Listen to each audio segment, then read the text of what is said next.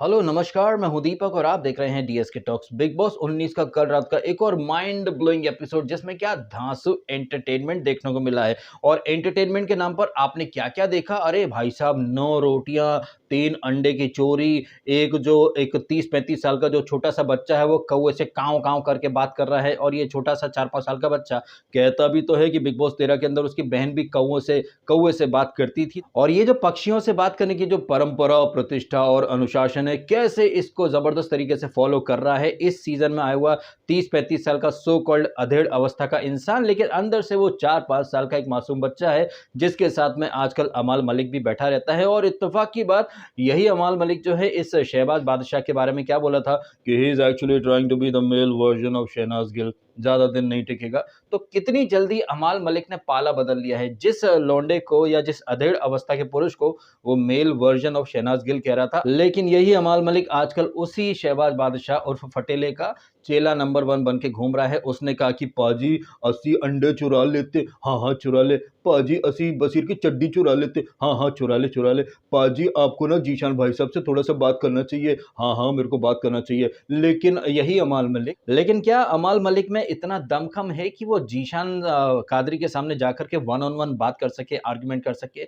जी नहीं, ऐसा तो बिल्कुल भी नहीं लगता है अमल मलिक की पर्सनैलिटी को देखकर। और ये सिर्फ मेरा ही नहीं, आपका ही नहीं, बल्कि अंदर बैठी जो सीक्रेट रूम में सो कॉल्ड जनता को जो रिप्रेजेंट कर रही है ना, ये नेहल चुडासमा, वो भी कहती है अमाल मलिक एक नंबर का फट्टू चंद फटोलिया है। खैर, ये अमाल मलिक जो कि बाकी घर वालों पर चढ़ जाता है, खूब दहाड़ता है शहबाज की संगत में आकर, लेकिन जीशान से कभी 1-on-1 इसका आर्ग्यूमेंट वगैरह नहीं हो पाएगा, क्योंकि अमाल मलिक जो है वो एक नंबर का फट्टू चंद फटोलिया है। और अमाल मलिक की ये जो पर्सनैलिटी है, इसको धीरे धीरे तान्या मित्तल भी समझ रही है। वो तो नीलम से बोलती भी है कि अमाल जो है ना वो अभी जीशान के खिलाफ बात कर रहा है, लेकिन अल्टीमेटली जाकर के वहीं घुस जाएगा, ये कभी कॉन्फ्रेंट वगैरह नहीं कर पाएंगे। और तान्या मित्तल को अंदर बैठी जो जनता है यानी नेहल चुडासमा, वो इस सीजन की सबसे बड़ी मैनिपुलेटर भी बोल देती है।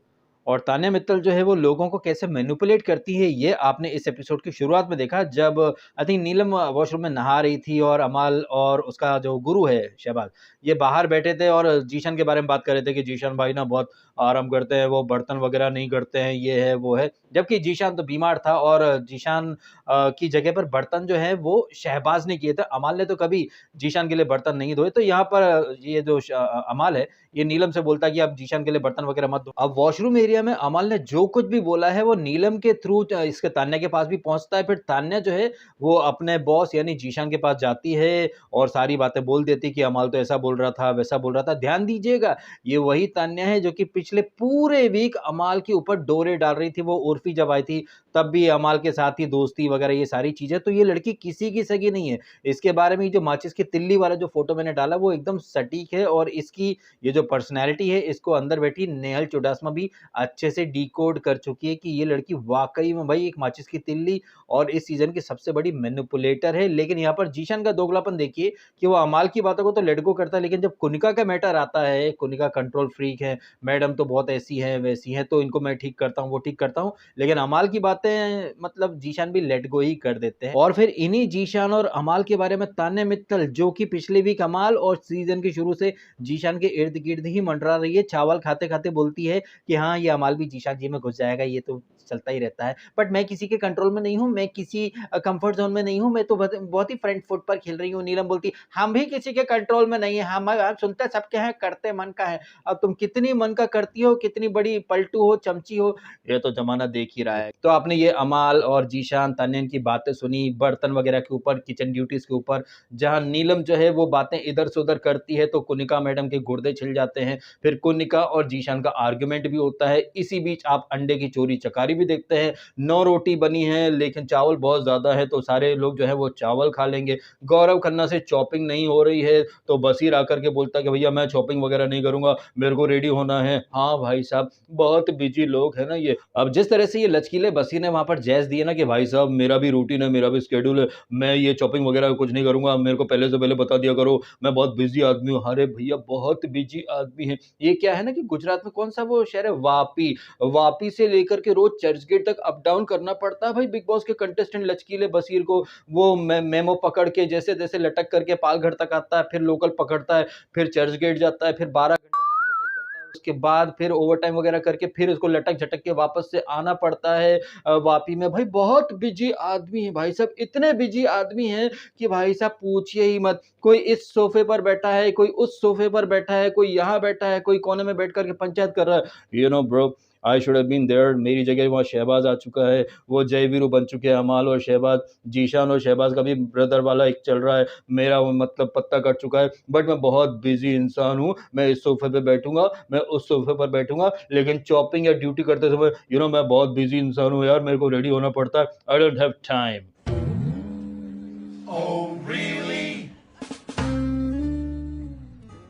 अब आप खुद सोचिए कि ये कंटेस्टेंट जिनके पास मतलब करने के लिए कोई काम नहीं है, कोने-कोने में बैठ कर के या तो बिचिंग करेंगे, एक दूसरे के बारे में गॉसिप करेंगे, फालतू का जैज़ देंगे, लेकिन ड्यूटी करते समय सबकी अम्मा-नानी सब एक साथ मर जाती हैं। तो ये जो ड्यूटी का कलेश, जहाँ ड्यूटी का कन्फ्यूजन भी था कि भैया जीशान की ड्यूटी एक्चुअली में क्या है? अमाल कह रहा है कि भैया उनके बर्तन की ड्यूटी थी।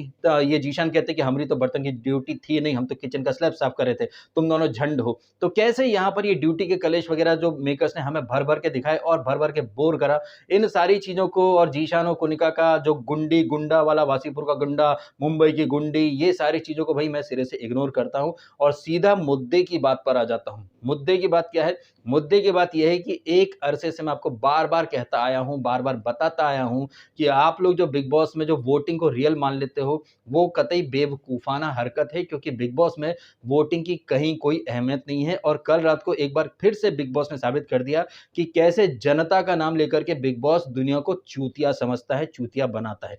कल जिस तरह से बिग बॉस ने ये नॉमिनेशन टास्क रखी, जिसमें कि ये बिग बॉस जिसने कि ग्रैंड प्रीमियर एपिसोड में ही कहा था कि अब मेरी और घरवालों के बीच की जो डोरी है उसको मैंने काट दिया है, जबकि हकीकत में क्या इस डोरी को बिग बॉस ने काटा है? जी नहीं, और इसका सबूत आपको कल फिर से मिल गया।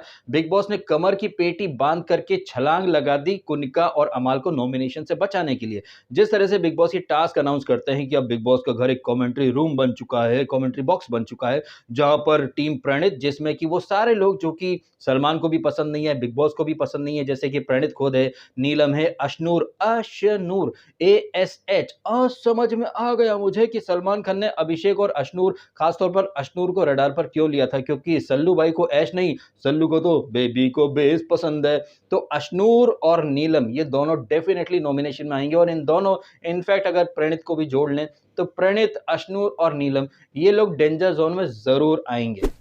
और ये लोग डेंजर जोन में इसलिए आएंगे बिकॉज कंटेंट के मामले में या फिर शो में इन्वॉल्वमेंट के मामले में इनका योगदान इतना कुछ खास है नहीं, और ये लोग डेंजर जोन में इसलिए भी आएंगे क्योंकि ये लोग सीधे सीधे नॉमिनेशन में जाने वाले हैं। और नॉमिनेशन में ये लोग कैसे आएंगे भाई, इसका फैसला जो है ना वो 24/7 शो को लाइव देखने वाली जनता तय करेगी। ये फैसला जनता लेगी, और जनता कौन? अरे जनता तो सीक्रेट रूम में बैठी हुई है। अगर आपको याद हो ना, तो जब ये सीक्रेट रूम में पहले वो फरहाना गई थी तब भी बिग बॉस ने पीपड़ी बजाई थी कि ऐप रूम में किसका एक्सेस ग्रांट होगा, किसको एक्सेस डिनाई वाला एक चोचला देखने को मिलेगा। ये सारे कॉल जो है वो बाहर बैठी जनता लेगी जो आपको लाइव देख रही है।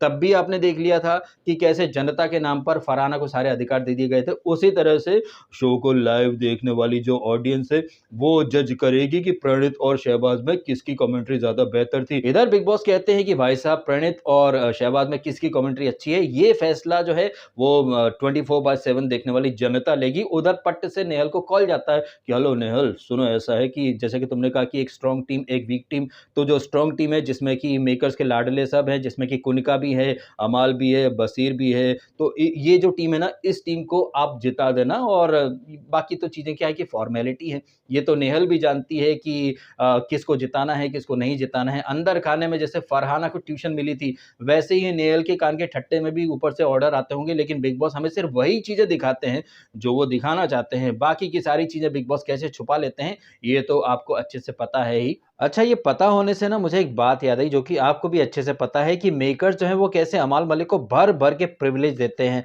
पिछले वीक जब वो कप्तान था और मेकर्स को पता था कि उसकी कप्तानी खत्म हो रही है और टास्क में आकर के तो वो खैर दावेदार बन भी नहीं पाएगा, तो कैसे लाइक और डिसलाइक का गेम खिलवाया गया, अमाल को भर-भर के पावर और प्रिविलेज दिए गए। लेकिन इस वीक का कप्तान कौन है? अभिषेक बजाज, जो कि हालाँकि अभी अग्रेशन नहीं दिखा रहा है, काफ़ी अच्छे से सबसे पेश आ रहा है, चीज़ों को अच्छे से ठंडे दिमाग से वो मतलब डिस्कस भी कर रहा है, जीशान की तबीयत के बारे में मेडिकल रिपोर्ट वगैरह भेज दो, इस तरह की बातें, मतलब काफ़ी एकदम सुलझे हुए अंदाज में वो चल रहा है। लेकिन कप्तान होने के बावजूद क्या अभिषेक को कोई पावर या अधिकार मिले? सामान्य तौर पर कप्तान को एक पावर मिलता है कि वो किसी एक इंसान को नॉमिनेशन से सेव कर सकता है। लेकिन फिलहाल यहाँ जो टास्क अनाउंस करी है बिग बॉस ने, अभिषेक को तो कोई पावर नहीं दिया गया है भैया। हाँ, पावर के नाम पर आप ये कह सकते हैं कि अभिषेक एक कप्तान है तो वो नॉमिनेशन से सेव है, लेकिन जिस तरह से अमाल को पावर मिला था किसी एक को सेव करने का, वो पावर छीन लिया गया था बिकॉज़ उसने नॉमिनेशन डिस्कस करे थे, लेकिन एक के बजाय फिर वो 2 लोगों को सेव कर लेता है, नीलम को और किसका नाम लेता है, जीशान को, एल्डर ब्रदर है वो मेरे, क्या है कि वो तबीयत खराब है तो मैं एक एल्डरली वाइब आती है तो मैं उनको सेव करना चाहता हूँ। ये अलग बात है कि पीठ पीछे उनकी बुराइयाँ भी करता हूँ कि नीलम तू जीशान के बर्तन मत धोया कर। तो जैसे अधिकार और पावर इसको अमाल को मिले थे, क्या अभिषेक को ऐसा कोई पावर मिला? क्या अभिषेक को ये जो टीम प्रणीत जो कि नॉमिनेशन में जा रही है, इसमें से किसी एक को सेव करने का अधिकार मिलेगा या नहीं?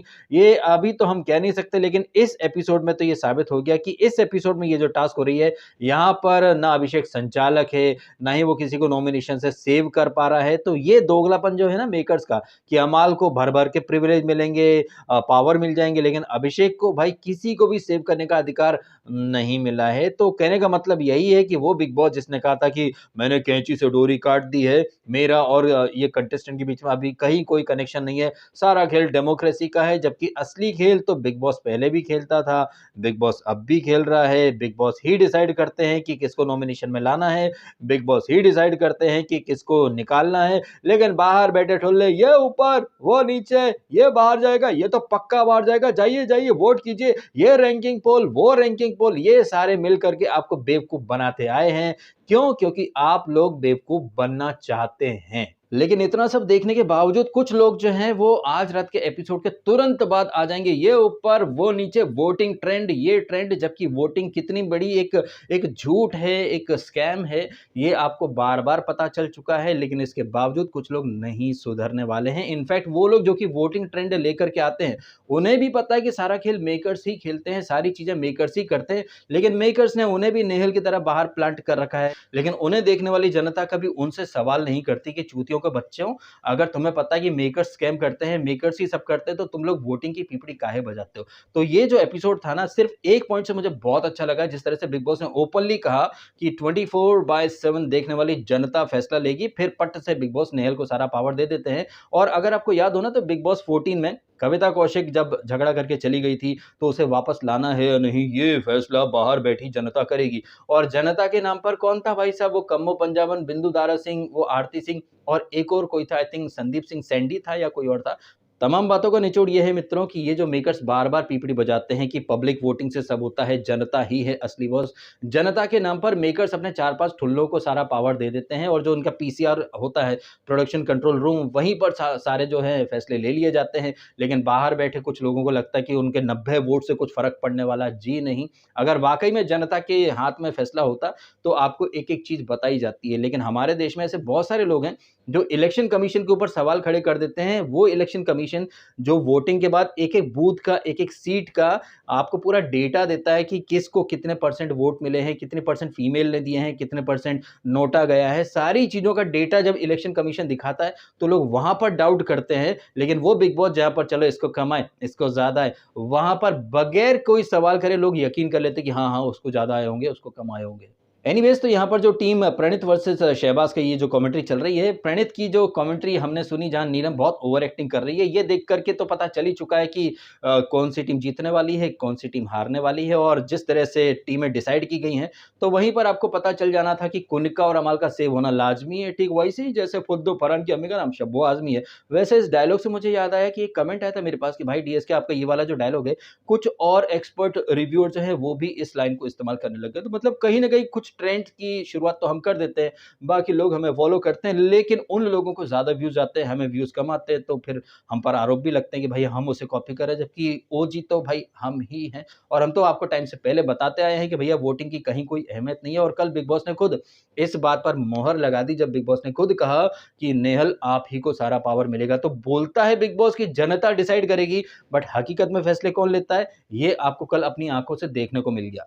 और ये जो टास्क है, इसका जो फैसला है, वो तो टास्क शुरू होने से पहले ही सबको पता चल चुका है, जिसमें कि प्रणीत, नीलम और अशनूर जो है, ये डेंजर जोन में आने वाले हैं। वैसे ये जो प्रणीत, जिसका अमाल मलिक से बहुत 36 का आंकड़ा चलता रहता है, भाई अमाल और प्रणीत साथ में पॉडकास्ट वगैरह कर चुके हैं, मतलब बाहर से ये भी एक दूसरे को जानते आए हैं, लेकिन अंदर कैसे लड़ रहे हैं। और ये प्रतीक, जो कि स्टैंड अप कॉमेडियन है भाई साहब, आरजे भी है, लेकिन यहाँ उसकी कमेंट्री भाई मुझे तो बिल्कुल पसंद नहीं है। जैसे कपिल शर्मा बोलता है, "आज धुआं तेरे ऊपर", मुझे तो बिल्कुल भी पसंद नहीं आया।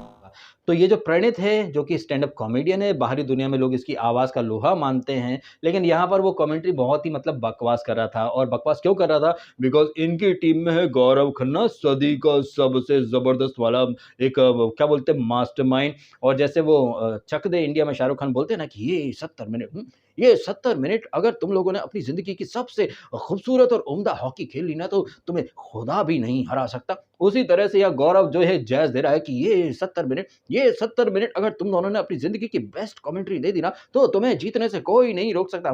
खुद बिग बॉस भी नहीं। इतिहास गवाह है कि जब गौरव ने कोई प्लानिंग वगैरह करी है किसी टीम के लिए, वो टीम हारी ही है। गजब बेइज्जती है। और जैसा कि आपको ऑलरेडी पता है कि टास्क में कौन जीतने वाला है, कौन नहीं जीतने वाला है, इसका फैसला तो तभी हो गया था जब बिग बॉस ने टास्क अनाउंस करी थी। तो गौरव जिस टीम को सपोर्ट कर रहा है, वो टीम हारे, ये होना एक बार फिर से लाज़मी है। ठीक वैसे ही जैसे आगे वाली लाइन तो आपको पता है ही सही। खैर, इन सारी बातों के ऊपर आपके क्या है ओपिनियन? जिस तरह से बिग बॉस ने एंटरटेनमेंट के नाम पर अंडों की चोरी, रोटी ताना 9 रोटी बनी है, चावल ज़्यादा है, रख दे, फिर मृदुल आके बोलता रोटी का, मुझे तो रोटी ना मिली। रोटियाँ रखी थी, लेकिन कुनिका मैडम भी क्या डबल गेम खेलती हैं। कुनिका बहुत ज़्यादा मतलब क्या उम्र का लिहाज़ कर रहा हूँ यार, अदरवाइज़ मेरे पास शब्द तो बहुत सारे हैं, बट जाने दो। जिस तरह से ज़ीशान कादरी बजा रहा है, तो ये देख कर के हमको लगता है कि चलो अपनी भड़ास तो निकल गई है। वैसे ज़ीशान भी कोई सही नहीं जा रहा है। इन सारी बातों के अलावा जिस तरह से मेकर्स ने ओपनली ये एक्सेप्ट कर लिया है कि जनता का नाम लेकर के मेकर्स अपने ठुल्लों को बिठा देते हैं, फिर उनके द्वारा फैसले लेकर के ये बोल देते हैं कि जनता ने तय कर लिया है, जनता के वोट, जनता का फैसला। जनता का नाम लेकर के मेकर्स कैसे एक अरसे से दुनिया को चूतिया बना रहे हैं, इस बात का लाइव सबूत कल रात के एपिसोड में आपने सबने अपनी आंखों से देख लिया है। इसके बाद भी अगर किसी को लगता है कि उसके वोट से कंटेस्टेंट आगे बढ़ते हैं या उसके वोट से कुछ असर पड़ता है शो में, तो भाई साहब ये मुंगेरी लाल के हसीन ख्वाब से ज्यादा और कुछ भी नहीं है। इन सारी बातों के ऊपर आपके जो भी हैं रिएक्शंस, कमेंट करके अवश्य बताइएगा। फिलहाल आपने समय निकाला, वीडियो देखा, आपका बहुत बहुत धन्यवाद। Thank you so much.